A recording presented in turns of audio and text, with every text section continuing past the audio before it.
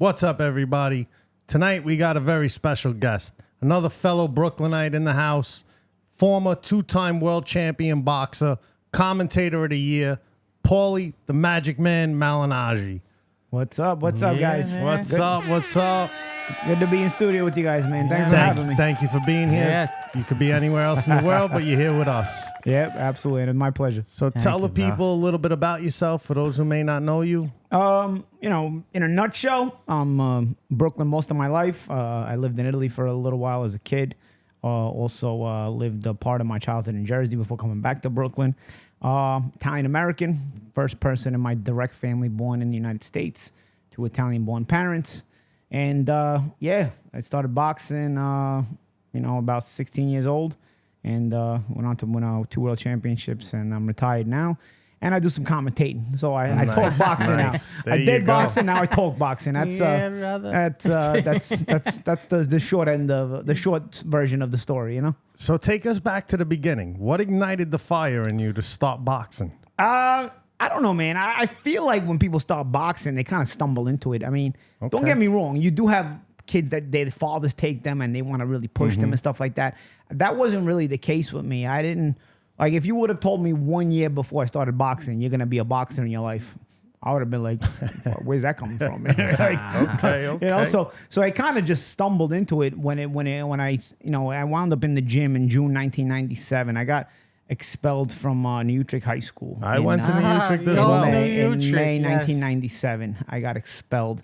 For what? I'm not gonna say hold on. Rewind. Was it for fighting? Fighting, truancy fight. It wasn't just. I'm not gonna say just. I don't think you get expelled for one thing, right? I mean, when a school tells you they had enough of you, it's like really several things adding up. But fighting was part of it.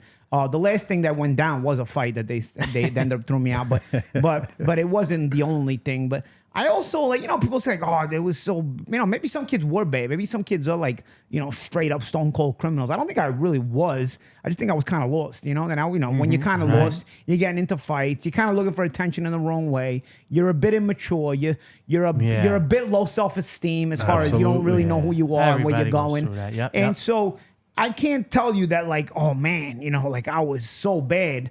I don't know if I would have wound up bad, but I was more confused than bad. And sometimes I did bad things, but I didn't. But I feel like even at those times, I feel like, I don't know, maybe I'm being biased with myself, but I feel like I feel like there was good in me even back then. You know what I mean? And it was like, I see the good. You realize it now as you get older. Listen, you're just a confused person. So I got thrown out, and then a month later, I walk into Gleason's gym. My grandfather and my uncle kind of guided me there a month later.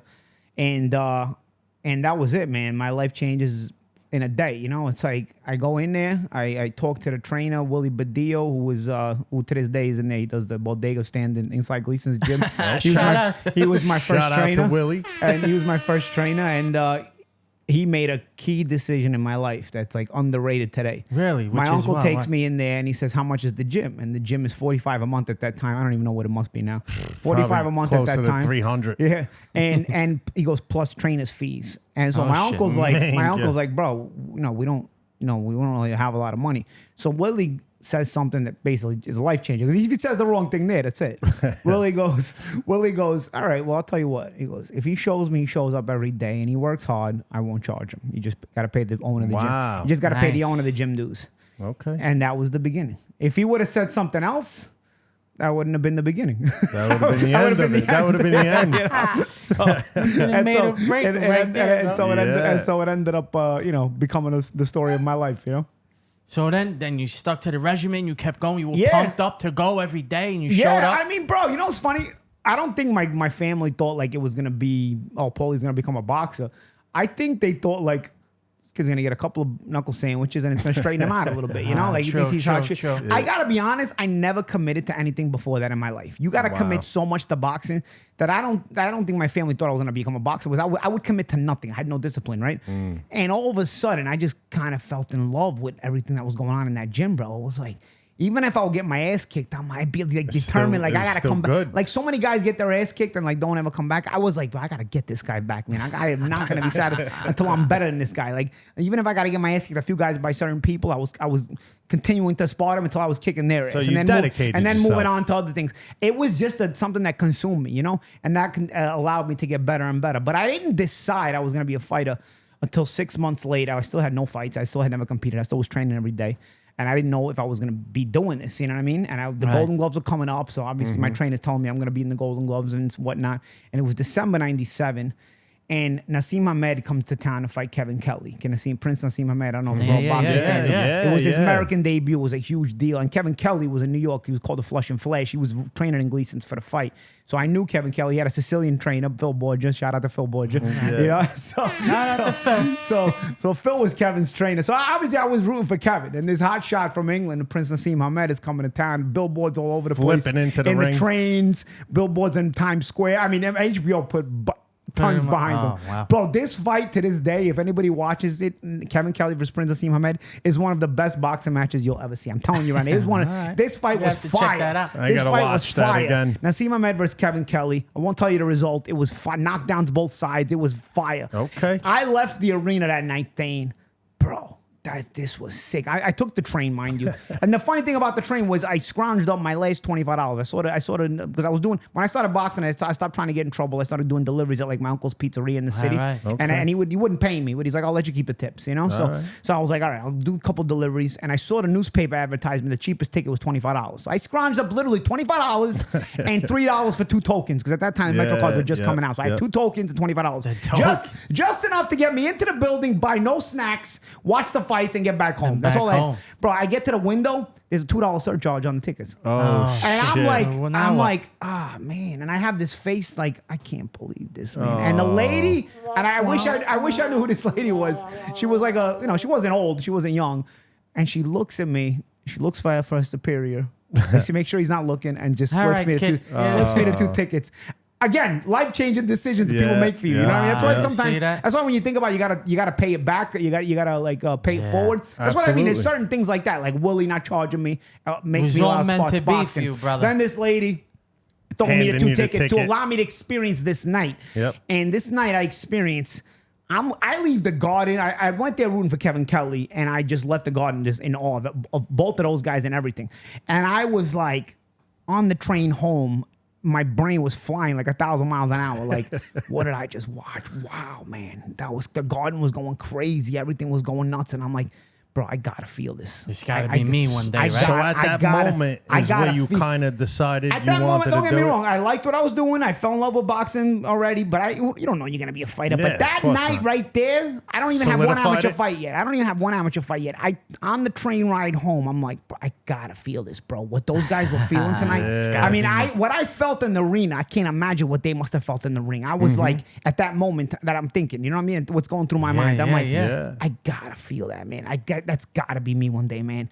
And yeah, man, sure enough, I main evented in the same building in summer of 06, 8.5 years later against Cole. I didn't win the fight, but it was another good fight and whatnot. And my career, went from there. I did join the next Golden Gloves tournament, which was in the couple months afterwards. Did you win? I won the 98 Golden Gloves. Yeah. And then from there, that kind of was the platform to just kind of keep going and going and going. That's what's up. And obviously, it's a long story in that, but that's the short end of it, And that was it. But yeah, that's how things started out for me as far as boxing is concerned. So would you say you picked it up quick though? So in 6 months, you gotta have natural talent, for sure, right? And you gotta have character, because not every day is a good day. More than just that, you need some heart. Well, character is hard. I think character involves heart in a lot of things. That's why I use the word character, because character involves circumvents a lot of things. It's a heart. It's discipline. It's a lot of things. When you have character, you have all those things, right? So you need to have character for sure, because not only are some days bad, some days are very bad. Also making weight is a bitch. Making weight is like it's a different level of discipline you need to make weight. And the things fighters do to make weight. If anybody knows a fight, for example, even if you know a high school wrestler, for example, you know what it is to make weight. You know what I mean? Like if you see them, what they go through, it's basically the same thing we go through, and it's time in, time out. It becomes your career.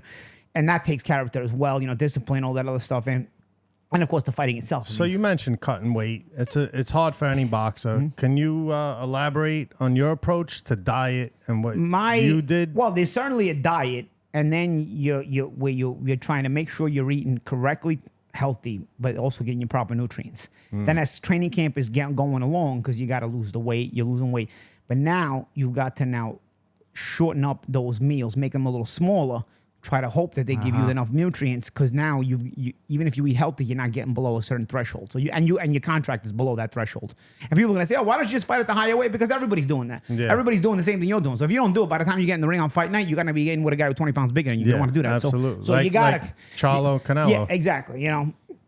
And unlike Charlo, most guys are actually going to try to win the fight. You know, Charlo for $20 million, he's like, all right, I'll pack it in tonight. Payday, you want payday?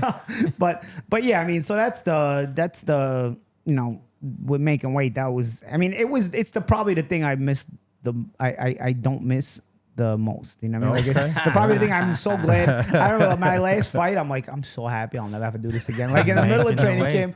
Because by the time your career is over, you start out, you got to have a passion for something. But by the time my career was over, I didn't have a passion for it. It was it was paying me well. So I was like, all right, I'll stick around as long as this thing pays me well. Once it stops paying well, I'm done. And I'm like, I could understand that. And by the end of my career, I'm like, bro, I can't. When my last camp, I was like, bro, I can't wait I'll never do this again in my life. What was your meal after making weight? After making weight, I used to try to carb up because I was very depleted from pasta, dry out. I'm assuming? Yeah. It was pasta, rice, stuff like that. Okay. And the day of the fight, I would eat very light because I didn't want to be digesting food while I'm in the ring. Bloated with a body shot. Full. Yeah. So the day of the fight, I would eat very light. But the night before, when I was right after the weigh-in, first of all, I was hydrating like crazy because you were super dehydrated.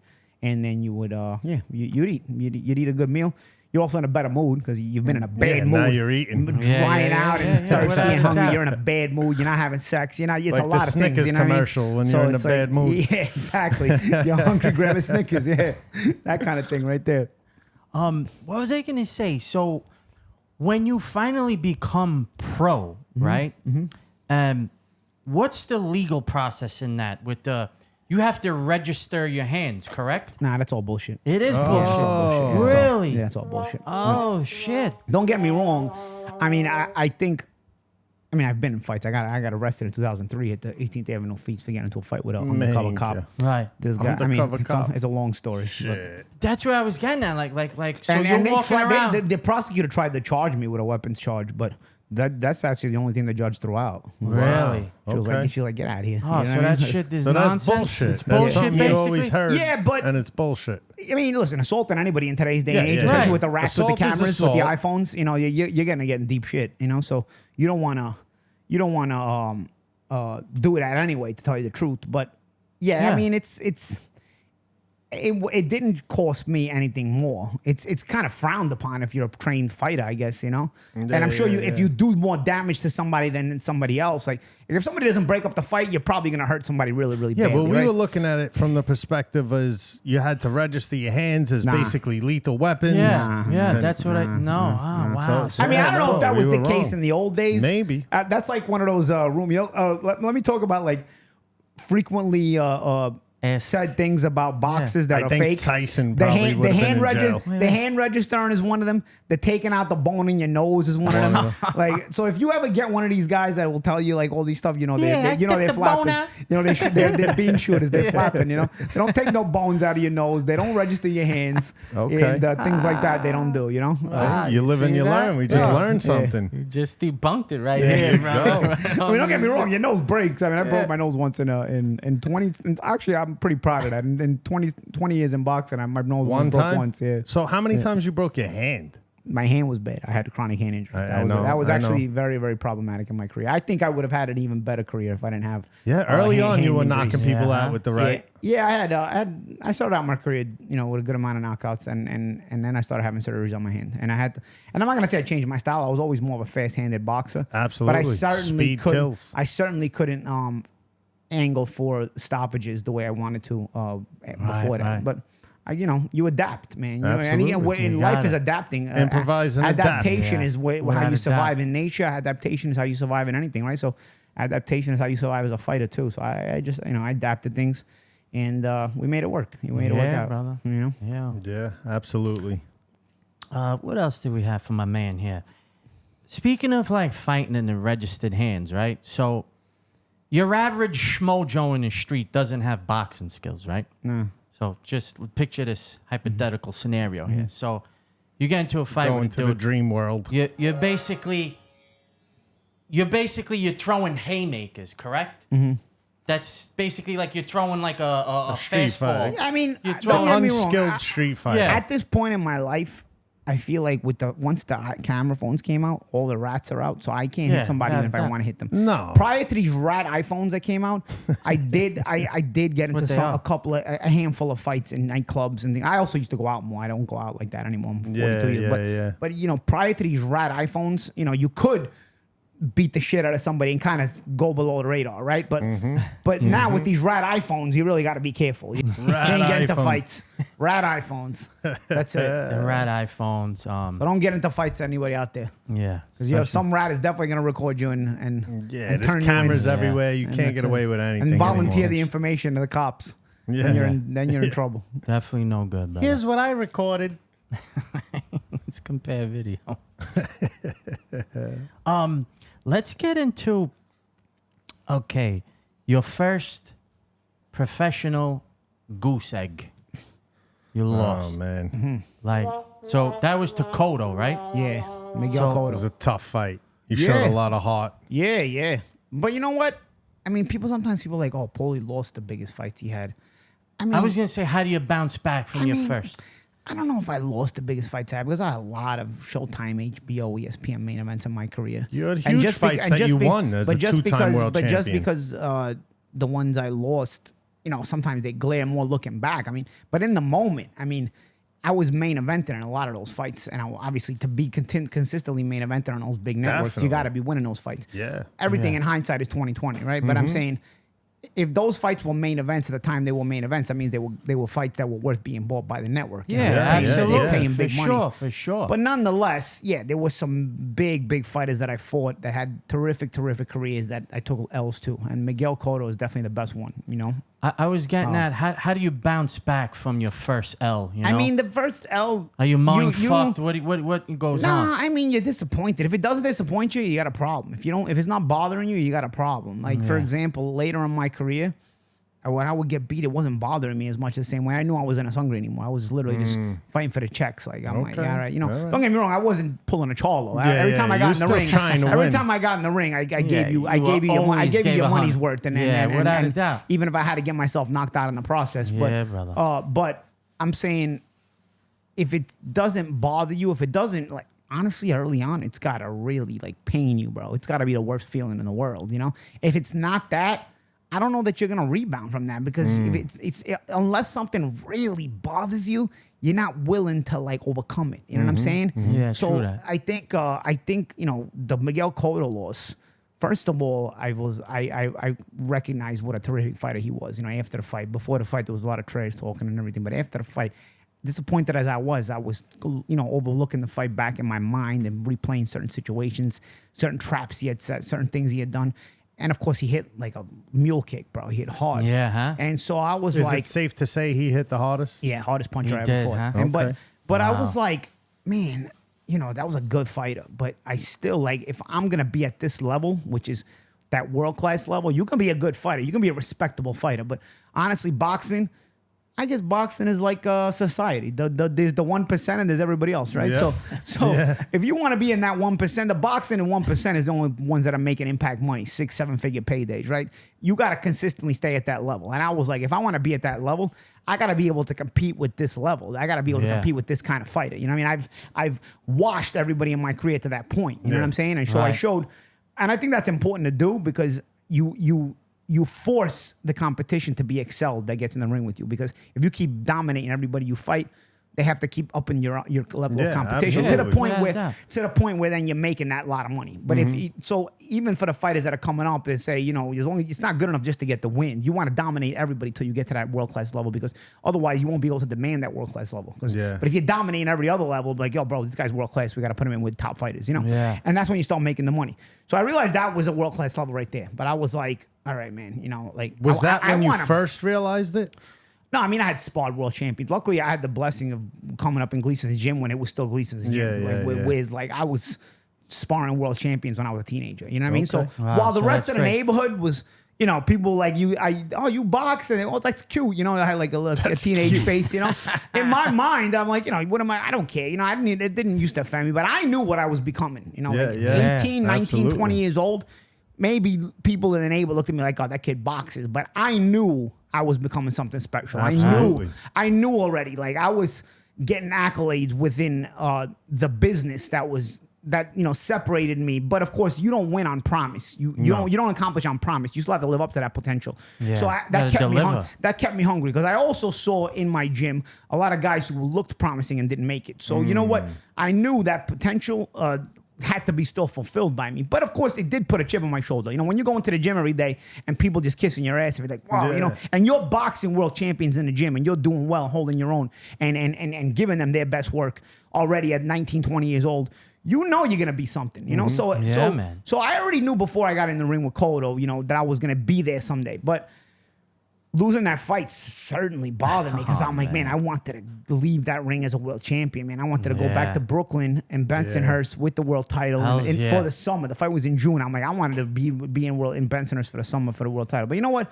Be as it may, I waited an extra year. 12 months later, I won a world championship anyway. So there you go. So salute to that. So it was a learning experience. It was a necessary experience. It was an experience to say, hey, bro, this is where you want to be.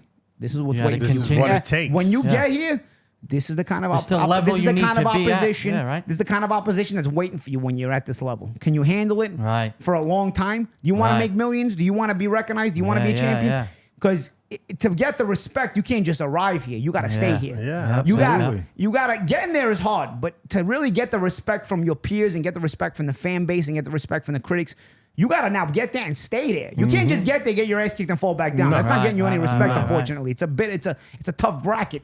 So you want to be that, you want to have all that, you got to get there and you got to hang around there for a while. Sustain. And that's at that point, that's what I did. I mean, it made me hungry. It made me, it gave me that fire. And honestly, from 2006 to 2015, I was at a world class. I was in the world boxing's top 10, in my weight classes almost the entire time. You're now in the International Boxing Hall of Fame. No, I'm in the New York State Boxing Hall of Fame. The International Boxing Hall of Fame is a little bit tougher. A little bit tougher. I don't know if I'll make the International Boxing Hall of Fame. I had a respectable career. Okay, but I got voted into New York State Hall of Fame. There's there's different levels of Hall of Fames. I think the state ones will probably all put me in there, but the international one is a little bit tougher cut. Okay, but nonetheless. I also don't have a great relationship with media and everybody else in boxing. I kind of talk myself out of the business a little bit. Speaking of talking and trash talking, you always seem good at talking shit. Is that something you enjoyed as far as promoting the fight? I feel like it made it fun. I felt like also it always seemed like a little bit. I felt like, I'm not gonna say I'm the Jordan of boxing, but I like Jordan's approach in that he had to find a reason to dislike you in order to get better, in order to play better. Like Jordan had to find something that irked him about you. And if it wasn't there, he'd make it up. Yeah. And that was sort of what I would do too. At my most hungry part of my career. Later in my career, I was like, all right, whatever. Let's get it in 5 minutes. But early on in my career I was like getting to that world class level. I was talking trash to everybody. Yeah, and then some guys were talking trash back. So that made for lit promotions and great promotion and real. Looking back, even fun ones. Because there's trash talkers and then there's witty trash talkers. For example, like I think Mayweather's one of the best fighters ever, maybe the best fighter ever. But I don't think he was a good trash talker. No. I think when he was put on the spot, his wittiness wasn't there. He could trash talk when nobody's talking back. But I think if the Conor McGregor press conferences proved anything, is that McGregor's witty. And when he had a witty guy in front of him, Mayweather wasn't really as witty as McGregor was. I think you mean McGregor. Well, McGregor? What about McGregor? No, I gotta be Conor McGregor? I think as a fighter, that guy's overrated. He gets his ass kicked every time he fights. But nonetheless, terrific character. He played the heel very, very well. He did. And I'll say this, he's very, very witty. He's very, very witty. And I think that's what makes a good trash talker. Your ability to, on the fly, somebody insults you and you come back on the fly. Like a comedian. You know, comedians always have hits on the fly. So I felt like I prided myself on that, you know, because like, for example, like the Adrian Broner press conferences, that was two witty trash talkers, me and Adrian together. So he was the most that trash talked you the most, right? I felt like AB was the one that was the wittiest guy. Like he really tested my wittiness. And it was back and forth. If you look at, I feel like those were the most fun press conferences, and I felt like we proved it because that fight on Showtime Championship Boxing in 2013 got the highest ratings of the year out of all the boxing telecasts on Showtime. For the record, I think you won that fight. I thought so too. In the very least, I felt they dropped the ball not making a rematch. You had a terrific high rate. You had the highest rated show of the year. You had a split decision controversy. Did you want the rematch? Of course. I had a world championship on the line that I lost. So that means the world championship would have been on the line in the rematch. Yeah. I mean, it had everything you wanted, but bro, boxing is boxing, bro. If boxing didn't step on its own feet, it wouldn't be boxing, right? I mean, all the ingredients for the recipe were there for the rematch and probably even a trilogy, to be honest with you. I feel like would have been great. I feel like if we would have rematched, we would have had a trilogy, and I feel like people will be talking about the trilogy forever for the rest of our life. We would be intertwined and locked together forever. But boxing blew it. What's your relationship with Broner like today? We're cool, man. I mean, I feel like AB's his own character, and people and listen, he lives off the villain role, but me and AB are cool. He definitely does. Me and AB are cool. I feel like I'm older than AB. I've told him several times, bro, just don't mess up. Don't F up your money, bro, because you're the kind of guy who now people hate. So people are not gonna feel bad if you F up your money. Well, I feel like he's all right now. You know, like listen. I think he's gonna fight again. I mean, he's young enough to where he can. Every time he commands a lot of money. He just signed with Don King, which is a reality show marriage in and of itself, right? Because Don was always one of boxing's characters himself. But I mean, listen, I don't knock it. I mean, Adrian was very, very witty. Adrian was very, very witty. I mean, he put me on my P's and Q's the whole He's good at that. And it was good. And I felt like, we had the best press conferences because it made me, it tested my level of wittiness, and we got there. Yeah, it was a little raw, man. It's not, it was definitely not PG or G rated. No, but certainly it was great. Though. Certainly, I enjoyed it. I'll tell you that was much. like, I didn't know what he was going to say. He didn't know what I was going to say. So it was like we were on edge every second. Because you got to be ready to answer and rebuttal and not make yourself like a jerk off and look witty and look sharp, Yeah. And it was just constantly back and forth. I remember after that fight being like, man, that was fun, bro. Like, it's like it was all over. You're in your house. Now everything's done, For like the 10 weeks straight, you're thinking about this guy training for him. You're talking trash. You're giving interviews about the fight. And then all of a sudden it's over. You're like, oh, man, that was fun, though. We need to do it again. There's like a void. There's a void in your life. You're like, oh, man. Something's that was missing. fun, But, that's part of life. You write your stories and you move on to the next level, next phase. Absolutely. Paulie, tell us about a fight that you can recall where your game plan just went totally out the window and you had to improvise and, oh, shit, this is going to be a long night. Yeah, I can remember fighting Amir Khan. And I can remember Amir is not the best fighter I fought. He's the fastest fighter I fought. And, of course, my style's based on speed. So I never had to deal with somebody quicker than me my whole career. So he's the only fighter you fought that was faster than you. And I had nothing to fall back on, really. I'm trying to take it to him, and I kept getting beaten to the punch. Wow. And it was like, man, I gotta just now what? I gotta what try the to fuck push. do I gotta do try now? to push this, and it's just not happening for me. You know what I mean? And I knew like, oh man, it's a tough. And when it's gonna be bad, in some of the losses I've had, I remember like you never really count the rounds. Sometimes you rely on the ring card girls. Right. So like your trainer's talking to you between rounds, and sometimes I'd look over his shoulder like, what round are we up to? Yeah, you don't want to ask. You just look at the girl. You know, like. And I remember there was a couple times in my career where you're looking up and you're like tired and you feel beat already, and you look it up and the chick is holding like a 3 or a 4. And you're like, God damn, it's a long night. It's gonna be a long night, man. This is gonna be a rough one, man. You're hoping she's holding up a 9 or a 10. And you're like, man, 2, 3. You're like, oh, dude. Shit, you're going 12, man. So you're like, oh, dude, this is gonna be rough. Wow. So he's one of them that went out the window. Yeah, Amir stylistically was a nightmare for me. He wasn't, like I said, Cotto was the most complete fighter I ever fought. And really a terrific overall. And the hardest hitting, right? Hardest puncher, but I felt like Amir was stylistically the most difficult style for my particular boxing because style. of speed. The speed, the range, the quick feet. He was also 23 at the time, so he was at his best, you know.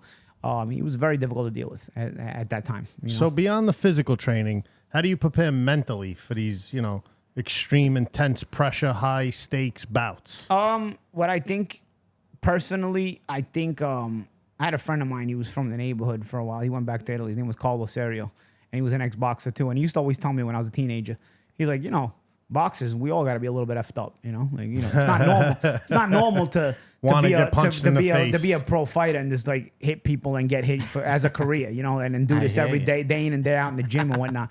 You know, we're not normal. So I think there's experiences in your life or thoughts in your mind in your life that take you to that place where you're a little bit not normal. You're a little bit off, you know.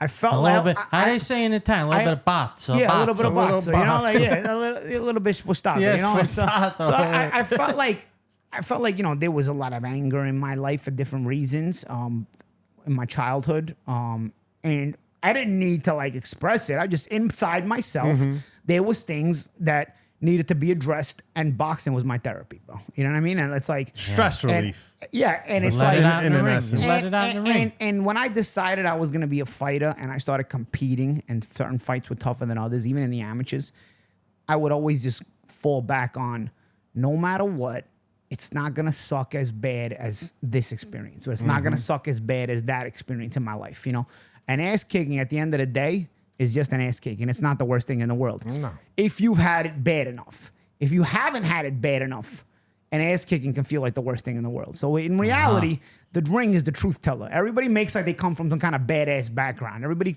talks about like they come from, you know, they're gangster, they're street, they had it tough, they had it this and that. But in there, bro, you find out the truth. Because the way you react to adversity in there proves just how much adversity you've dealt with in your life. And if you in the ring are quitting at signs of adversity, or even there's clever ways to quit too. There's guys who foul out, like they instead of quitting, low blow, spit the mouthpiece instead out. of quitting, they'll keep fouling until the referee disqualifies them. You know, so like, but I can recognize it. Maybe another person won't recognize it, but I'll recognize it. But either way, if you can't handle that kind of adversity, bro, you're full of shit, bro. You're like you didn't go through nothing in your life. You know what I mean?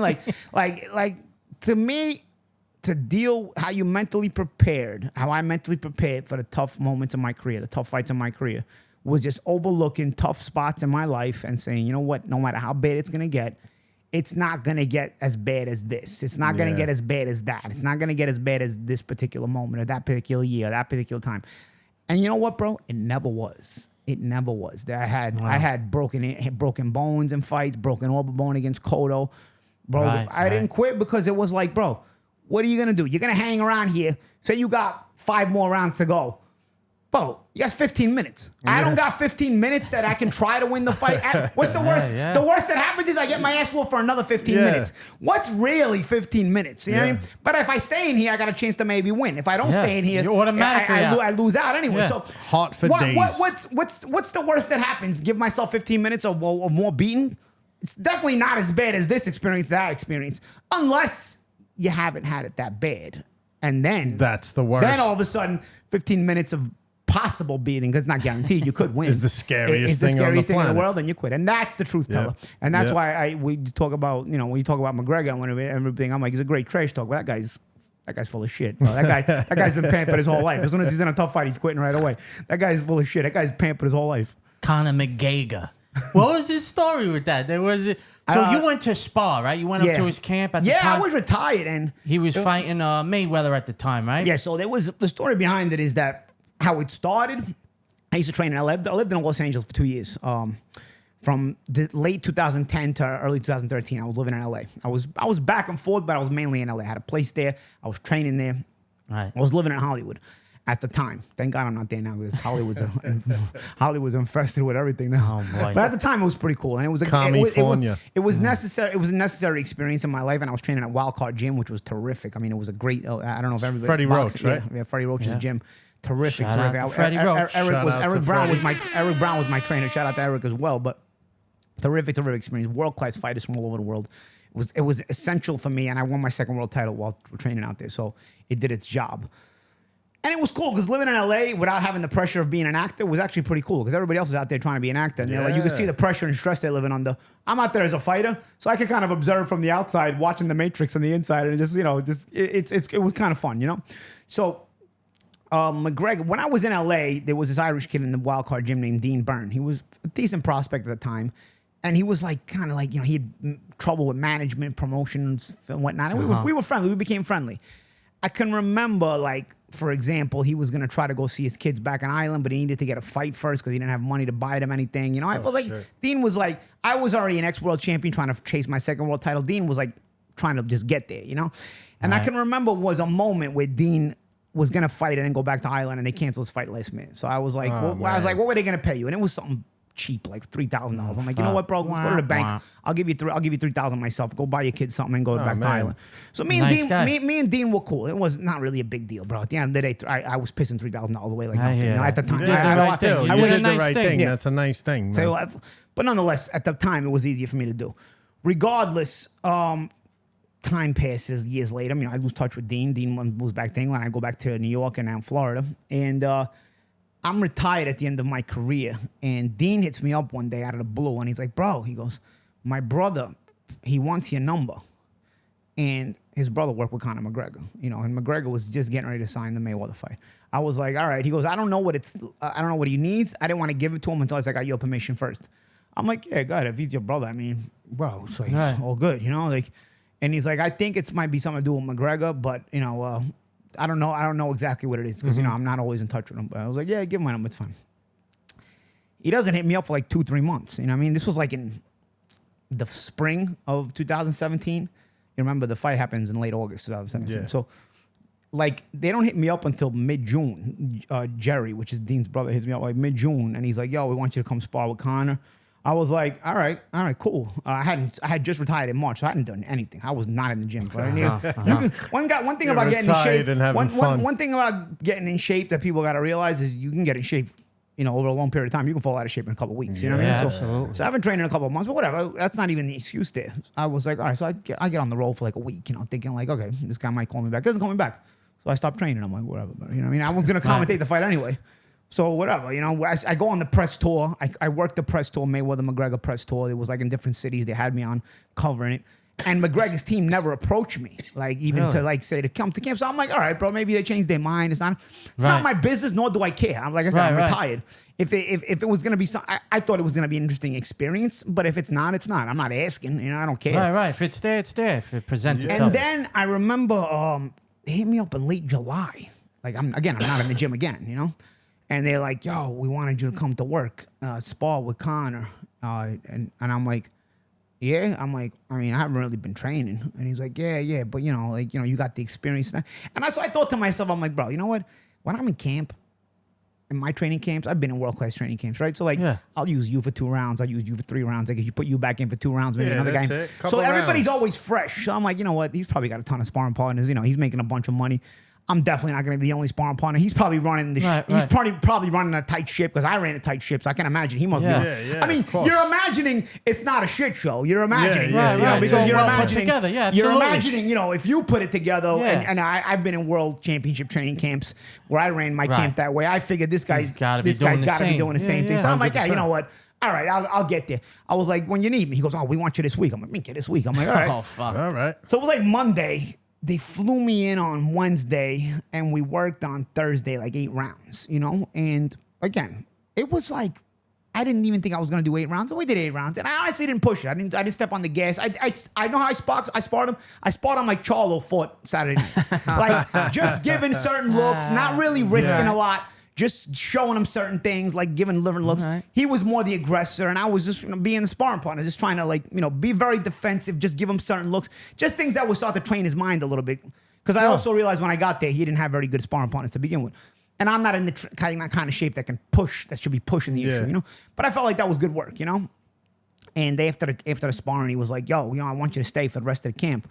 I'm like, yeah, bro. We can work that out. I said, I got to go back next week. Because at the time I was commentating Showtime fights. And the next week was Adrian Broner was fighting Mikey Garcia the next week. So I was like, yeah, I'll I'll go back to New York next week, and then I got to work that fight. And then, if you guys want me, we'll work something out. Yeah, no problem. So the next week, we spar Thursday. You're supposed to spar every 2 days. We're supposed to spar again Saturday. He skips me. He spars like a couple of the chumps in the camp. So at that point, I'm like, bro, it's like, you got me. You flew me here across the country. Despite being out of shape, I'm the best sparring partner you got. And you're still fighting other guys? And you were already uncomfortable from that. I didn't even like get into second gear on Thursday. You know what I mean? I'm like, this guy's already like looking to spar different guys. Like, so already like a check mark went off in my head. Like, this guy's got no balls, man. I'm like, wow. I was like, this guy's getting ready to fight McGregor. Like, he should be pushing himself to the limit, Yeah, absolutely. But it was just a note in my mind that wasn't really offended with him, The next week while I'm in New York, he puts up a picture of me and him sparring where he had his hands behind his back. Which is like, we will both tease each other in that sparring session, So it makes it look worse than it is. It's a picture. Of course, it's a picture. So now the media addresses it to me because I'm not the other sparring partners who nobody knows them. Everybody knows me, and I'm dealing with the media for Brona Garcia the next week. Bro. Now instead of talking to me about Brona Garcia, the media's asking me about this asshole. About McGregor. So I'm like, oh man, how do I balance this out and make it work without offending him because I got to work with him again. Yeah. But at the same time, not making myself look bad. So I'm like trying to figure out a middle ground here, how to answer these chumps in the media.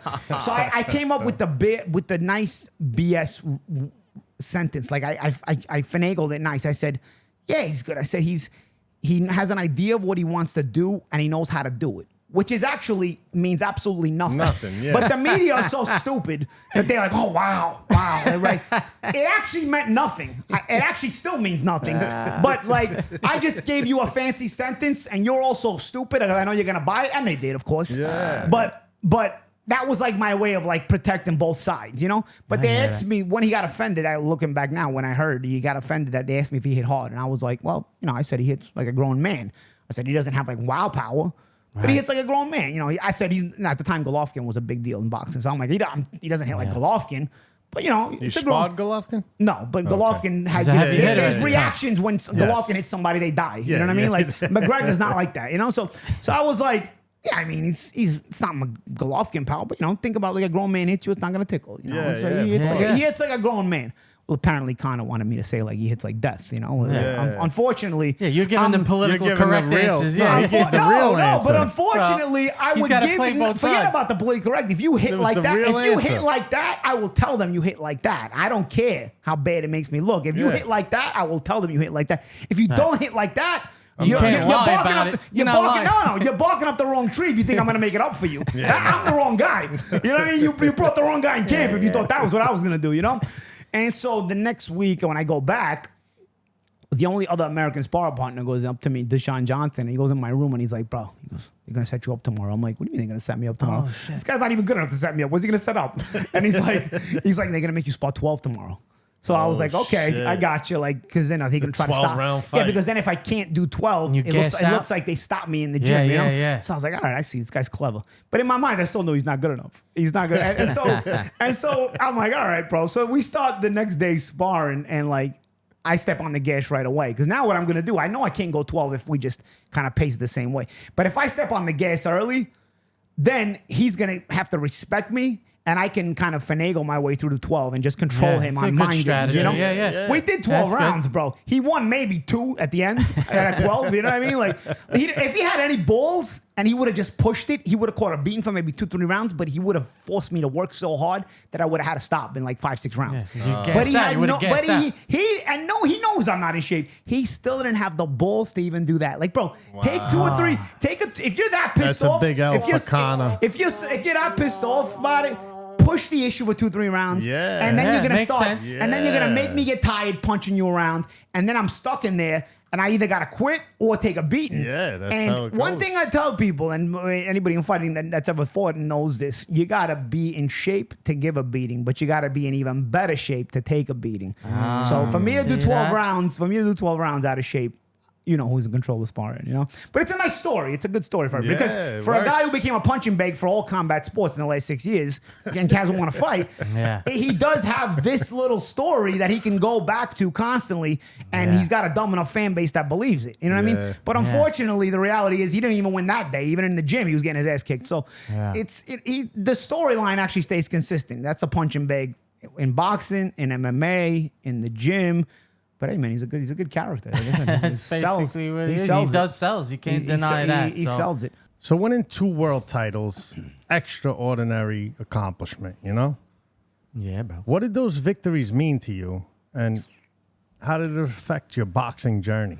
I think, you know, when you win a world championship, it's the culmination of your dreams that you've had since you started boxing. I think if you start boxing, you can't think about world championship right off the jump, right? But you know that's your long-term goal. I think anybody who decides to say, okay, I'm going to box, I'm going to be a boxer, I think that would be the dream and that would be the goal, right? But if you say, if you just think about that and you just started like last week, it's going to seem like it's so far away, you're going to give up, right? It is far away. It is far away, and you're also nowhere near it. So you're going to lack the confidence. But if you set, the way I did it was I set smaller goals, and on the way to it, you're getting closer to the ultimate goal, right? So the smaller goals would be like, all right, bro. Golden Gloves. No, not even have my first amateur fight, right? Which happened to be in the Golden Gloves. Okay, then I'm in the Golden Gloves. So your first amateur fight was the Golden Gloves? Yeah, it was in the Golden Gloves. And then, of course, you're in the Golden Gloves, so it's like, okay, try to win the Golden Gloves. Now I need to win. Yeah, and then, you know, you start to, you know, advance to other tournaments, try to win those tournaments, try to, you know, build up your resume. Then you start winning local tournaments. They let you travel. You represent your region in the regionals, and then if you win your regional, you represent your region in the nationals. You know, try to win a national title. You know what I'm saying? Try to make the Olympics. Try to make the World Amateur Championships. Try to make the Pan Am Games. You know, like there's different levels even in the amateurs. And if you start to accomplish those goals, you're realizing like, yo, bro, you know, people taking notice of you. Like, bro, I mean, I started going to national tournaments and I started seeing managers and promoters that I had seen on TV with world champions now starting to approach me, now starting to give me their business cards. You know, back then, that's how it was. It wasn't like today where everything's an email and everything. You know, people are approaching me, you know, that I had seen on TV with world champions, and they're interested in signing me. So now all of a sudden, you know, my confidence is growing, you know, and again, this is like in the neighborhood, people looking at me like, oh, he boxes, it's cute, you know, but me, I got like world-class promoters and managers already at the time, you know, fuck all the rest of the people. Giving me proposition. No, they weren't hating. It was innocent. You know what I'm saying? People just assume maybe you see a boxer, it's like, oh, he's got to be big. Oh, he's a baseball player. He's got to be he's looking. A boxer. He's got to be looking. He's got to look like a bodybuilder. Otherwise, he's not real. He's a fighter. That's cute. You know, no. Like, but you know, when I'll give you an example. I was 18 years old. I was fighting the 1999 Golden Gloves. So I won the year before. I lost the 99 Gloves in the finals. And I was working, because once I started boxing, I tried to stay out of trouble. I started to get like little jobs, like the little $5 an hour jobs, the little gimmicks, you know, you try to get pocket money. You started getting in trouble, you know? Yeah. So I was working at a bagel store. First, I worked at Tasty Bagels, which, you know, rest in peace, Tasty Bagels. Neighborhood staple. Those guys were great. I worked there first. Then I had to go on an amateur trip, I remember, with the New York team that was like 3 weeks in Europe. I was like, I let them know, but then on the 3 weeks, bro, you're expendable. You're a $5 an hour guy. Like, yeah, don't worry. We just, you know, we need you to work though right now. But when you go, don't worry. You'll be back. I'm like, I just want to make sure I have a job when I get back. Yeah, don't worry. I come back 3 weeks later. Yeah, we replaced you, guy. Get out of here. Yeah, so that's how it works. But that's how, when you're $5 an hour, you're expendable. Just so what do I do? So I go get a job at this other bagel store. It was on 18th, I think it was 18th and Bath, if I remember correctly at the time. And I remember they gave me the morning shift, like 5 to like 12, bro. It was the worst because I had to get up in the middle of the winter. Remember, the Golden Gloves start in the winter. I had to get up in the middle of winter, like 4:30 in the morning, get dressed and walk. In freezing cold to 18th and Bath. I lived across the street from Utrecht High School, so I had to walk all the way to 18th and Bath, right? Freezing. You know, one thing about morning shifts on bagel stores, they're busy, bro, because everybody's going to work. Yeah. Everybody wants their morning coffee. Prime time bagel time, wants their bacon, egg, and cheese. It's a miserable shift. You're still trying to wake up, and everybody's like, boom, boom, boom, boom, and then you're in New York, you know? So I remember they had this, like, grandmother lady. Like, she was the mother of the owner. The owner was one of the original Brooklynites that went to Jersey. She was already in Jersey, but she had this bagel store. So she used to leave her mother to run it. Her mother had old school Brooklyn old lady smoking 10,000 cigarettes a day inside the bagel store. And the window, there was a window that she would open and she would sit right next to the window. I was here by the cash register and how to make the sandwiches to the right. To the left, she was by the window in a seat with emphysema still smoking. And I'm like, when you think you want to stop it? You have emphysema? She's like, for what? And she was she was tough. So I remember one day, just to you probably wonder why am I telling this story? And you know, so here's why I'm telling this story. We were talking about the whole he boxes, it's cute, right? Yeah. So again, I'm already starting to like, you know, get some notoriety. Not a lot yet, but I've already won 1 Golden Glove title. So people are taking a slight notice of me. Recognition. But inside boxing, not outside of boxing. But it's not what it would become yet. But it was already inside the gym, like, oh, Paulie's getting good, you know? Anyway, the daughter shows up to the bagel store one day. Finally, she's in Jersey. I never met her. She goes up. She's like, who are you? And I'm like, I'm the kid who wears a morning shift. And she was tall. She was a big lady. So I'm small. And at that time, I was fighting 125 pounds. I'm really small. So I'm like, wow, I'm the new kid. What do you mean? She goes, you're the new kid? My mom told me you're a boxer. She goes, I could beat you up. Oh, shit. I was like, yeah. I was like, all right. But it didn't offend me. You know what I'm saying? Because I'm going, because in my mind, I'm like, I don't know, man. I'm living in reality. Like, I'm going here on these shifts, and then I'm in the gym later in the day boxing world champions like Junior Jones or Regilio Toy. You know what I mean? Like, and I'm good enough to be in there with them and train with them. You know what I'm saying? Absolutely. So it didn't do anything for me. I'm like, yeah, and one day everybody's gonna know. You know, that's what I used to think. You know, everybody knows. They know now, brother. But it was funny, know. Now she knows. It was fun. Yeah, so it was like, that was kind of what I'm talking about. Like, it was like you're realizing you're accomplishing things, but nobody knows it yet. Nobody knows it. It's not Nobody knows it recognized. yet. But if you do it for everybody else, it's gonna be more frustrating. I never did it for anybody else. It's not how you're supposed to do it. I was like, and even when I was turning pro, now you're kind of growing into your man body a little bit. You're not like in that awkward teenage phase. And now I'm like becoming a young man. And I just turned pro and I had the spiky hair, the eyebrows, which looked far from what they look like now. I actually used to do them, and everything else. And now I have a pretty boy look, and people are like, "You don't look like a boxer." Jersey Shore. But bro, you look like you were from the Jersey Shore MTV. You're not offending me, bro. Like, I don't need to look like a fighter. By that point, I'm like ranked in the top 10 in the world, and you tell me I don't look like a fighter. Doesn't matter. You don't need to look like it as long as you play the part. It doesn't matter to me, So I was never like the kind to do it for other people. Don't get me wrong. You got to do it for the crowd to a certain point because that's what makes you money. But it was always first about like the satisfaction of overcoming the adversity, and then just feeling like when you overcome things, you build self-esteem, and that's what I think every kid needs. You know what I'm saying? And when you're able to accomplish things, they always tell you sports gives kids self-esteem. That's why you got to put kids in sports. Well, you know what? Gotta say, boxing did that for me.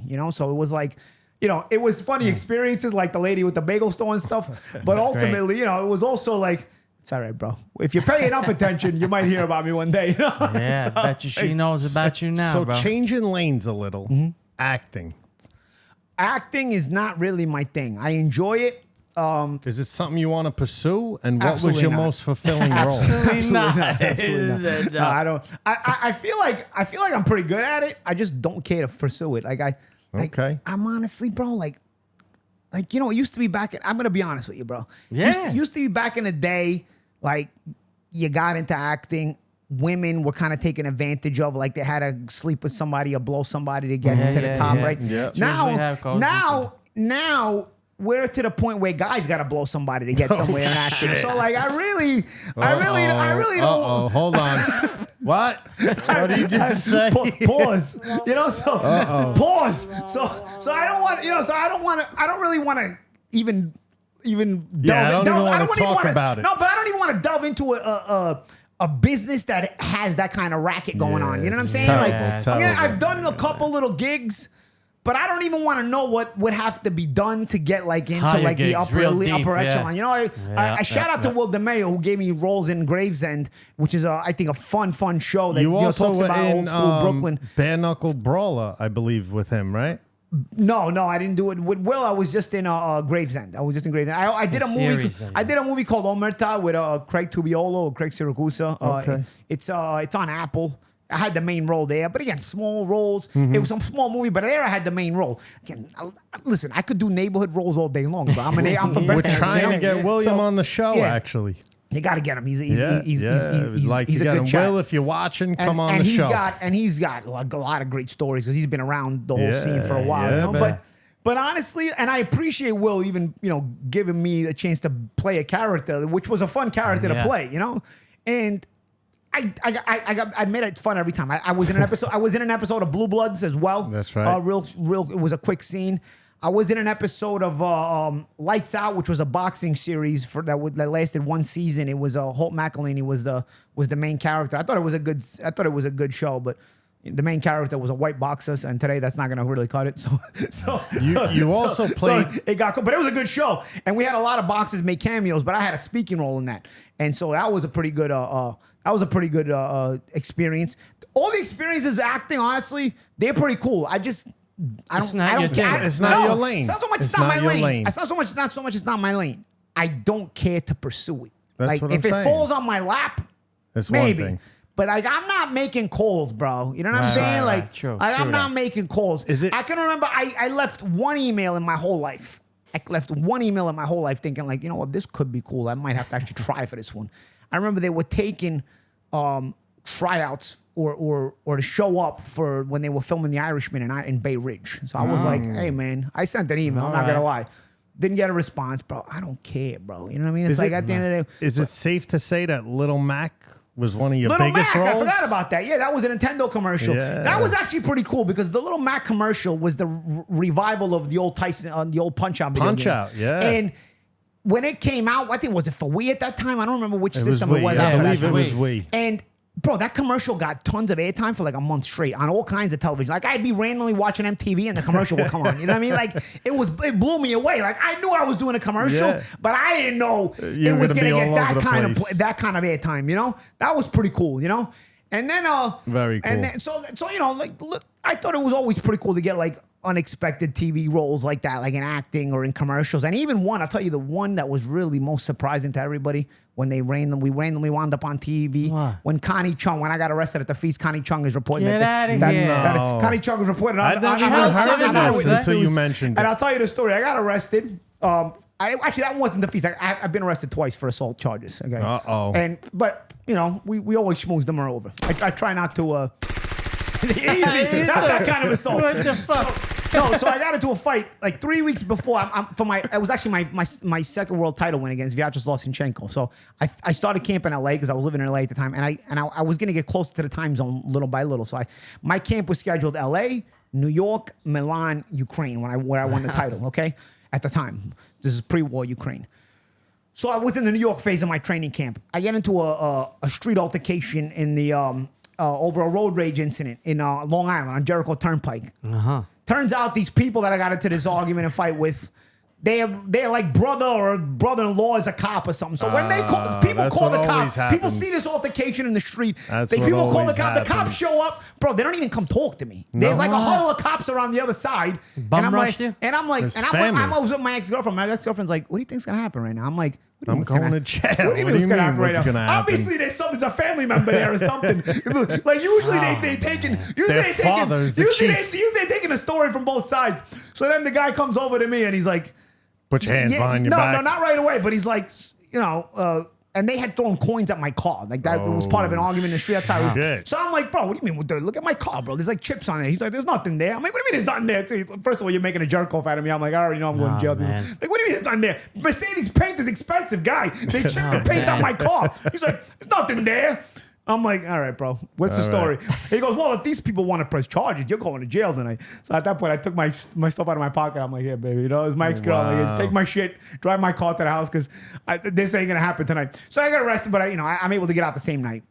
And then they give me the court date. The court date, remember, the fight was in 3 weeks. So I was scheduled to leave from Milan like within a couple of days. The court date ends up, I fought on a Saturday, I fought on a Sunday in Ukraine. I was back Monday. The court date was Tuesday morning. Oh, okay? shit. So Tuesday morning, I go to court. There's TV cameras there this time. When I got arrested, there was no TV cameras. There's TV cameras Connie there. Chung. But not Connie Chung. There was just the TV camera guy. Nobody talked to me. They would just, I get to the courthouse, there's Just there filming. TV cameras there. Like, as I'm walking in, they're like backing up. Oh, shit. And I'm like, all right, I wonder what network this is. I don't even talk to them. You know what I mean? I got my lawyer with me. And I remember my best friend's mom was like doing the laundry in the house, and she's not watching. She's not watching TV. She's got Eyewitness News on in the background, and she's doing laundry. And Connie Chung's going, you know, he might be because now 3 weeks later I won the world championship. I wasn't a world champion when I got arrested, but when they report Now on you're it, the champ. But the way they report on it was like it just happened. You see, like they finagled it. So they get me going into court, and they say he might be the WBA welterweight champion of the world, but it didn't stop him from losing his mind that this traffic light incident or whatever. And so they made like I was a world champion and I lost my mind on the spot. It wasn't that I got arrested 3 weeks ago and today was my court date. Wow. That's fucked up. It all happened at the same moment. was it Connie Chung or Kaidi Tung? Which one's the better looking one? I think it was Kaidi Tung. Actually, because Connie Chung is more famous, but she's kind of old. Yeah, she's older. The one on Eyewitness News. Eyewitness News with Kaidi Tung, was it? Channel 7 is Kaidi Tung. Yeah, that was the one. The hot one. Honestly, I'm not gonna lie. The hot one. She was kind of hot. But yeah, it was Kaidi Tung, not Connie Chung. Bro. It was Kaidi Tung. She's a pretty one. Yeah, she is. Yeah. So you know what? So because she's kind of hot, I forgave her. That's great. Anyway, you know what I wanted to get into? How did your name, the Magic Man, come about? Did somebody give you that name? Time out. Yeah. It's not the Magic Man. It's Magic Man. Yeah. Okay. Yeah. But I tell you, No, hold on. His, if I'm not mistaken, Pro Box TV co-worker is the Magic Man. and that was Tarver, Antonio Tarver. Now Tarver's Magic Man because he's from Orlando and the Magic Kingdom is in Orlando. That's where he got that. Okay. But there was actually a Magic Man before both of us. Marlon Starling was a world champion in the 80s. He was Magic Man as well. Okay, He was from Connecticut. He was a very good fighter. unfamiliar with that. I got the Magic Man randomly. I was when I turned pro, my team around me was like, "We got to figure out a good nickname for you. Your last name's long." I'm like, "I don't know, bro. You know, like, what are you gonna go?" And he was like, they were trying to revolve it around like Sicilian stuff, Brooklyn stuff. You know, like there was like one of the things we threw around was 1 in a million Sicilian. You know, like that would have been pretty cool, but it was kind of long, and I thought like it was a little bit long, and people might forget that one. But I thought it rhymed, it went well. And then I remember we didn't even decide on Magic Man, really. I remember I was doing a press conference. I was going to be on the undercard of a show. I turned pro right around 9/11. So I turned pro, had 2 pro fights, then 9/11 happened. So there was a benefit show in November 2001 where everybody was going to donate some of their purse money to a 9/11 fund for the widows and children and everything for the 9/11 that just happened. So I was on this card. So it was a big press conference to announce this card, but I was just on the undercard. But I was one of the prospects that had just been signed. I was freshly pro. And so my promoter at the time, Lou DeBella, without even passing it by me, goes, Lou, who we've had our differences in the past, can still congratulate him for the Hall of Fame berth last year. He got into the International Boxing Hall of Fame. Nice. Oh, did he? Nice. So, yeah, Congratulations, DeBella. Shout out to Lou. So he goes up there to announce me, and he talks about basically, he's going to be this kid's, he just signed me, so he's trying to hype me up. This kid's going to be a world champion. He's, going to be one of the better prospects you're going to see in the sport. I give you Paulie the Magic Man Malignaggi, and he gave me that nickname, and he Right said, there on the spot. And I didn't know. And I didn't know it was going to stick. He didn't run it by me before the press conference. He didn't do anything. And so I ended up, speaking on the podium, and then afterwards the media grabs you, right? There was a very good reporter, a very famous reporter with the Daily News. If you guys remember him, he was not just sports. He was a lot of things. He used to do a lot of horse racing too. His name was Vic Ziegel. Vic Ziegel was a top reporter for the Daily News. And Vic wasn't at all the fights. He would only cover certain things. But because it was a 9/11 thing, he was covering this. Yeah. And Vic grabs me and he wants me to sit down with him. He could have done the main event, guys. He found me interesting. And at the time, I talk fast now, but at the time I really talk fast, and everything was man. You know what I'm saying, man? You know what I mean, man? Like this. And so everything I say was man. And Vic caught on to it and he's recorded and taking notes. The next day, the headline in the Daily News is, once Golden Boy, now he's Magic, man. There you go. Stuck. And that was it from then on forward. And Golden Boy was because I was a 2-time Golden Glove champion. So he put it together with me always saying man and then the nickname Magic Man. And after that, it stuck. So Lou DeBella gave it to me. Vic Ziegel stuck it. There you go. Well, Solidified it. Now I have the answer. I always wondered. I'm like, why would he want to have the same name as Tarver? Yeah. He's from Brooklyn. He's, he would be original. I don't see, And Tarver's got the nickname because of the Magic Kingdom in Orlando. Tarver's from Orlando. The Magic Kingdom is in Orlando. Nice. I guess everybody has their reason for their nicknames. Gotcha. I think people have to give you nicknames. I don't believe in giving yourself a nickname. I think it's so corny when you give yourself a nickname. I see a lot of fighters do that. It's normally how it goes. But I think people should give you a nickname. Coming from Brooklyn, that's how it works. You get the If name. you're in a Brooklyn Whether you like it or neighborhood, you not. get it, especially Italian Yeah, neighborhoods, you get everybody gets absolutely. nicknames. And then in boxing gyms also, people will start calling you certain hotshot names as well. So man. you'll get a nickname if you're just patient. You know what I'm saying? You'll absorb one eventually. Let's touch upon bare knuckle boxing. Yeah. How does that compare to professional boxing? You know what? It's more bloody because it's bone on bone, right? So people are like, "Oh man, that's crazy," and I'm like, "Bro, I just looked at it like I've been in street fights, so it's no big deal here." And okay, it's a little bit more organized, but it's still a street fight. It's still a bare knuckle fight. But you can't throw hard every time because your hands are not protected like they you are break inside. your hand. Like they are inside the wrap. First of all, a wrap with an 8-ounce boxing glove. 8-ounce boxing glove is just enough protection to protect your hands, but nowhere near enough protection to protect whoever's receiving the shot. An 8-ounce boxing glove is barely padded. Okay, so. And underneath it, you have a cast on. Okay, the way they wrap your hands for a professional boxing match, basically a cast. It's basically a cast. Yeah. So it's basically you got 2 bats in your hands. Okay, and your opponent has 2 bats in his hand. Okay, so every shot they can load them up. You can whip shots in hard. Bare knuckle fighting. You try loading up. If anybody's been in a street fight, can tell you this. You load up a shot or 2, and if it lands, your hand's already hurt. I broke my hand 4 times. You're not gonna be able to consistently hit hard in bare knuckle. But what you're gonna do is you're gonna see blood because even a little nick bone to bone, it nicks and it opens cuts, right? So what I tell people about bare knuckle is it's not as bad as pro boxing. It just looks worse because the damage is on the exterior, while in pro boxing, a lot of the damage is on the interior. There is exterior there is interior damage, but most of the damage in pro boxing is on the interior, which is more dangerous. Response. That's why people die in pro boxing. People make and I'm not trying to downplay any other combat sport. Right. Because they're all dangerous and it takes balls to get in there. But pro boxing is one of the most dangerous combat sports. Just simply look at the statistics of death every year. Yeah. Okay. MMA, there's a lot of wrestling and a lot of grappling, and even the punches that are landing are hammer punches. They're not knuckle. True. There's nothing that's going to actually give you long-term damage, and fights end before anything. Boxing is dangerous because it's all striking, and then that 10 count you get to go down and get back up. In MMA, you go down, people stop you right away. Speaking of that. And that hurts you. Timeout. The 10 count. Go for it. This is not MMA. Pro boxing is not MMA. No, absolutely not. These fucking stoppages need to stop. Yeah, what do you count feel? to 10. These refs just fucking you took count. The word. Bro, that's just one of my pet peeves. That's refs? one of my pet peeves, I bro. can't stand it, bro. You kid, I can't believe you said it. Nobody ever says that. Thank you.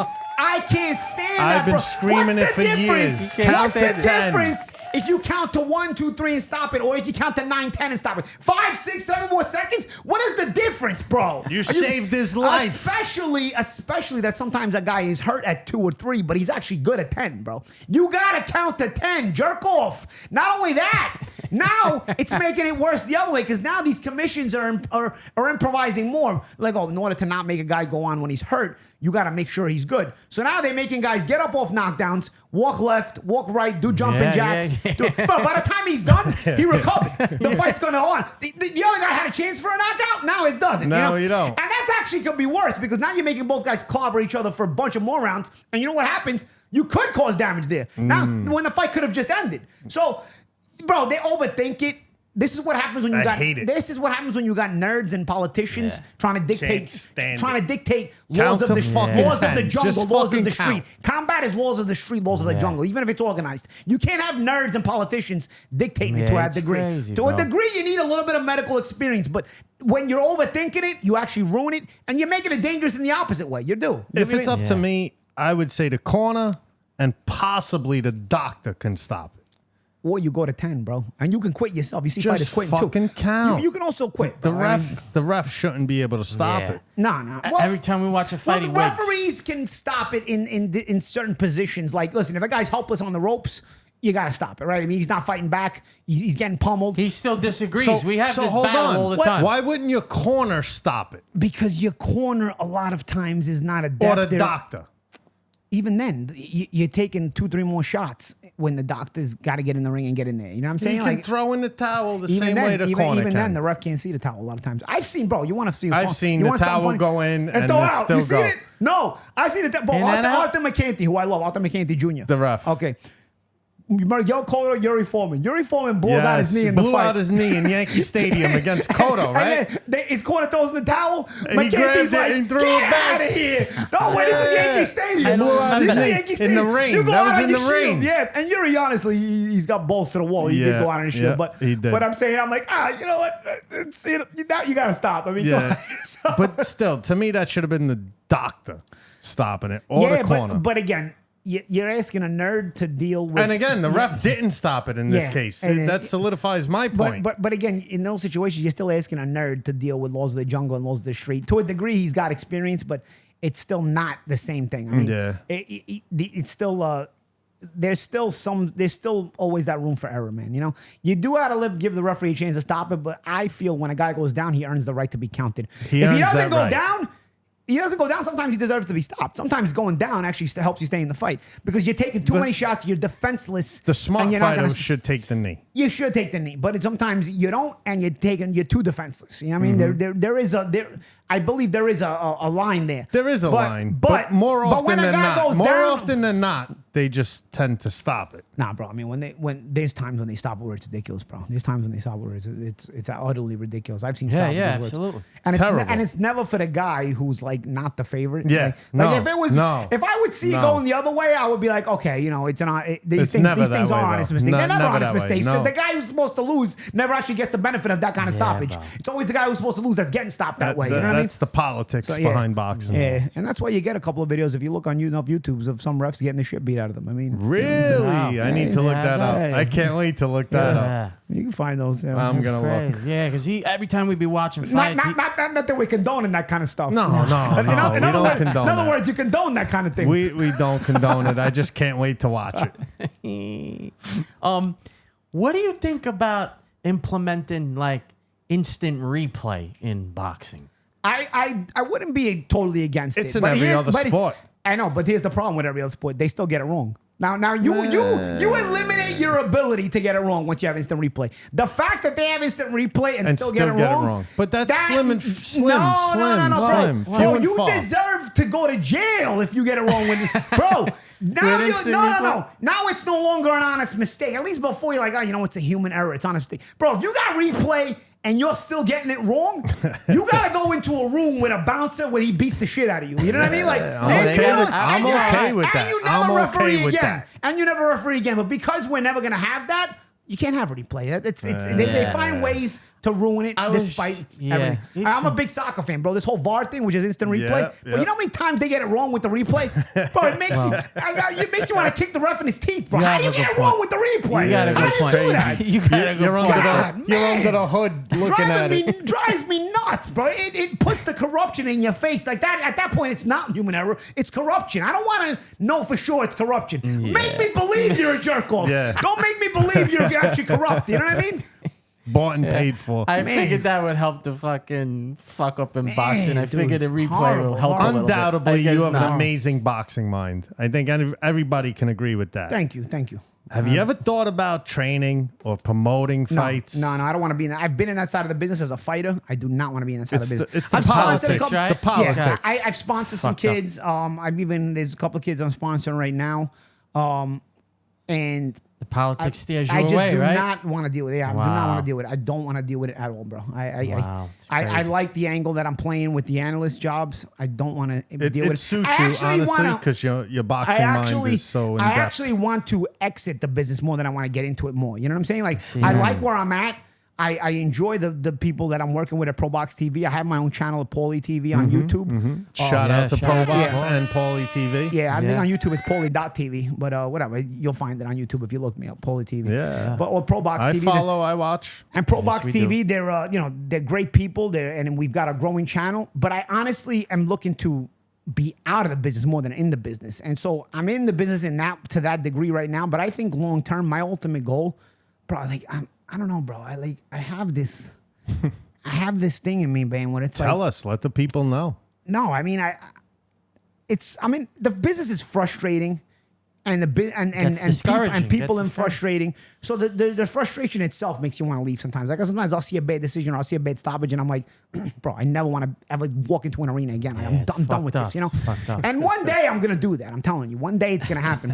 But there's also a piece of me where before we were on the air, we were talking about certain things and I'm like, bro, I'm telling you, religious is the way. I also want to be closer to God. Like there's a piece of me that Father Malignaggi. No, easy. I don't know. Let's not go there. But it's too much corruption in the church. But forget about that. I'm just in general. There's a curiosity about me. There's just about things I see in the world. And boxing's a small microcosm of life, right? There's corruption, bad things going on, and you're just you start to wonder a lot of things. So there's also a piece of me that is also looking at that, not in the Father Malignaggi type, but more so just like I want to stay out of certain elements of life that like have that, and I feel like boxing is, and not to say that I'm leaving boxing tomorrow, but my definitely my long, we talked about long-term goals and short-term goals. My long-term goal is to no longer be in boxing. Okay, all right. Wow. Well, looking back, is there any particular moment in your career that stands out and was like impactful to you as a person? I mean, listen, my entire career, I wouldn't really want to change it. There's regrets. There's things you're like, oh man, if I would have made that decision better, or if I would have hired this guy, if I wouldn't have hired this guy. Believe me, you drive yourself nuts thinking about that. Yeah. Retrospect. But yeah, true that. You know what? It gave me the position I have today. I live a good, comfortable, happy life. And I don't have to kiss anybody's ass to do it. You know what I'm saying? Like I've been able to be myself. Bless you, brother. A lot of people put themselves in certain positions in life, but they gotta swallow in order to get there. You know what I'm saying? Like I've been able to be myself. Sure, I've burned bridges. Don't get me wrong. I mean, I've burned bridges. But you know what? Somehow I'm always landing on my feet like a cat. And I don't know if that's like the old Brooklyn in me. You know what I'm saying? That's what I was going to say. I think that's the Brooklyn. You know, we're just born survivors. People. You know, when you make it here, you make it anyway kind of thing. Yep. Yeah, and bro. so there's not really a moment. All the moments. There's a lot of moments in my career, man. I wouldn't say there's one moment. Nothing particularly stands out. I don't know, the feeling of my first amateur fight, the nerves, the feeling of my first pro fight, the feeling of walking into a packed Madison Square Garden, into a ring as a main event. You know what I'm saying? Like winning a world championship on the other side of the world as a major underdog, and nobody thinks I'm coming home with a world championship. I don't know, bro. There's like, and then the disappointment of knowing you ain't got it no more and having to leave. You know what I'm saying? Like and having to come to that realization. There's an entire spectrum of things, man, and that was one of my questions. When do you know when it's officially time to quit? For me, can't box no more. I don't got it. For me, I was always smart with my money, and I was able to also invest, absorb into other part of the business, which was commentating. So I was never at a problem. But some guys stay too long because they need the money, right? Luckily, when I realized I didn't have it, I was able to walk out. Like I was able to just leave because you know what? I wasn't hurting for money, and I had always been smart. I had a job as a commentator. And so, like, I was able to not have to make certain tough decisions. How'd you transition? But it's still difficult. I tell you what, because you're used to, when you reach a world-class level, that's the standard you set for yourself now. Like, I was fighting at a world-class level. I wasn't a world champion the whole decade, but from 2006 to you were fighting at the level, from 06 though. to 2015. You were fighting world champions. From 06 to 15, I won 2 world titles, and I was in the top 10 the entire time. Absolutely. You know what I mean? So, 100%. World rated. So you set that standard for yourself, and once you fall out of that, slipping, then you're like, you. It's hard to stay in love with it because you're like, bro, I can't accept this, bro. You've lived a certain standard, you've set a certain standard. Now you're like, bro, I can't live up to the standard anymore. I've got to leave. You know what I'm saying? Like it's just you can't accept that, And so you set different goals. You have a different part of your life, and like I said, I was also the beneficiary of the fact that I was able to become a well-known commentator and analyst in the sport. So I was able to just go into that. The best. And so I didn't have to stick around too long, right? And I was also able to, make some smart investments with some things that I've got going on even outside of boxing.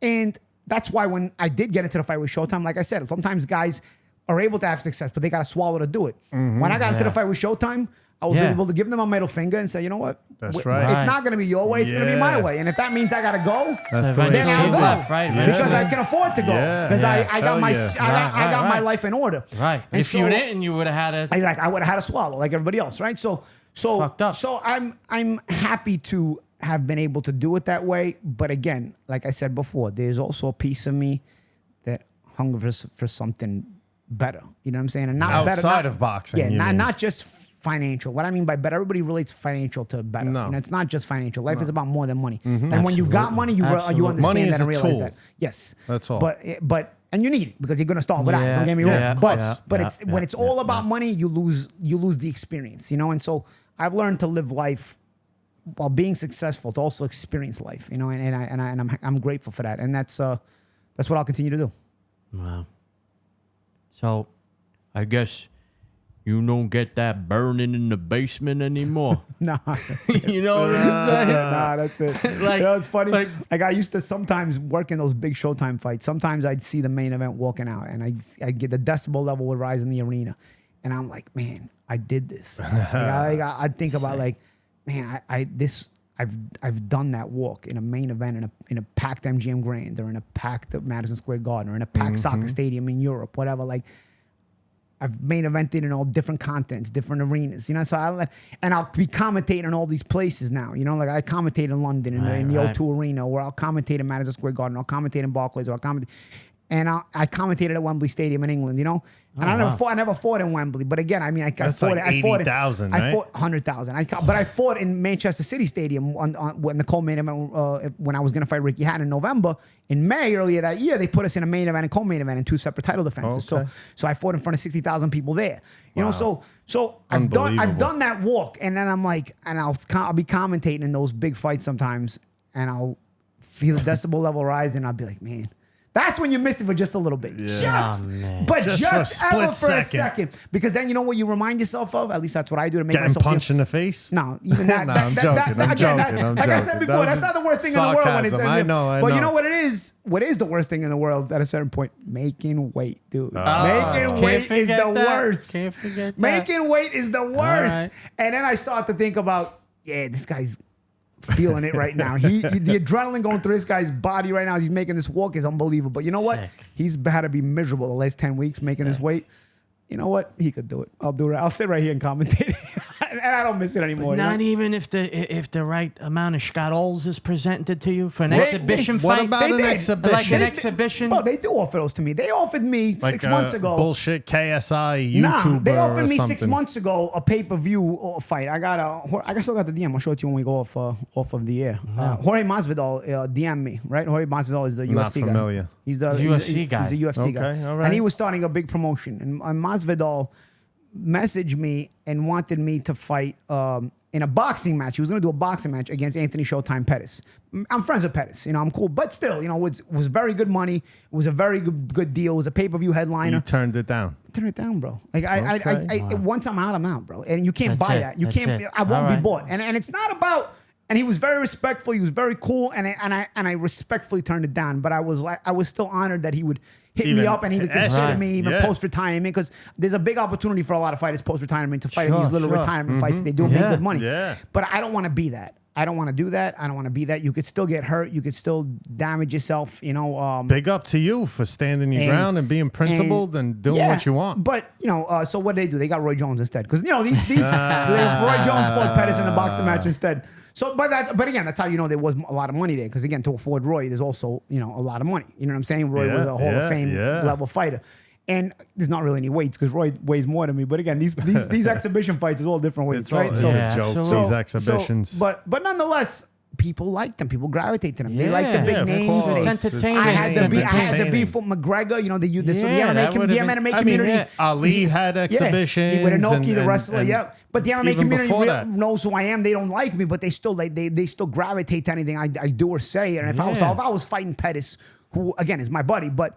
You know, it would have been an interesting promotion. It would have been set up Yeah, nice. bro. We Could have been just- fun. But again, I got to go through the whole camp. I don't want to do that anymore, bro. I got no Well, choice. he's done. Once He's you officially train, you got done. no choice. You seen Raging Bull? I You got no choice. That's Once one of you- my favorite once you movies. sign on the dotted line, you got no choice. You got to get in shape. You got All-time to train favorite. every day. You got to spar. You got to risk Yeah. injury. Get out of here. It's But you done. know what? Over and much done. respect All to right. anybody who's able to still do it. Still much respect to Over them. and done. For me, I'm looking for something different. I just had to throw it out there, We people. just got news Yeah.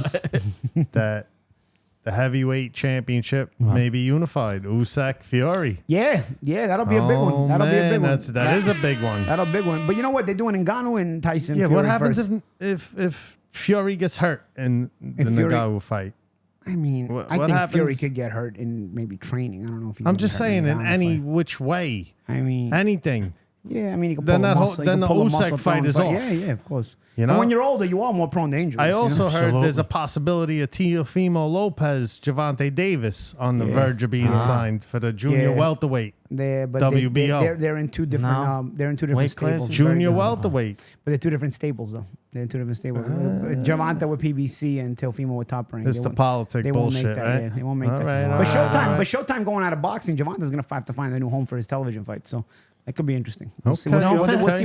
We'll see where they land as well. You know There's a what? lot of good fighters that are fighting on Showtime. I wanted your opinion on with the Clarissa Shields calling out Thurman. Oh. What's the deal with that? Hey, Thurman listen, breaks man, her face. Listen, it's Thurman breaks her face. I'll just say you know what it. I feel like. This I is fe- I a feel joke. like This I is feel like clown world I shit. feel like if you're the guy, it's always a risk, right? Because if you knock her out, you're a bad guy. He has Yeah. to knock And if her you don't out. knock He her out, has you're to knock criticized, her out. Pussy, yeah, you're a He bitch. has to Yeah. knock her out. And He has to break her Clarissa face. Clarissa can fight, but She got no I power. think, but I think that it's also like.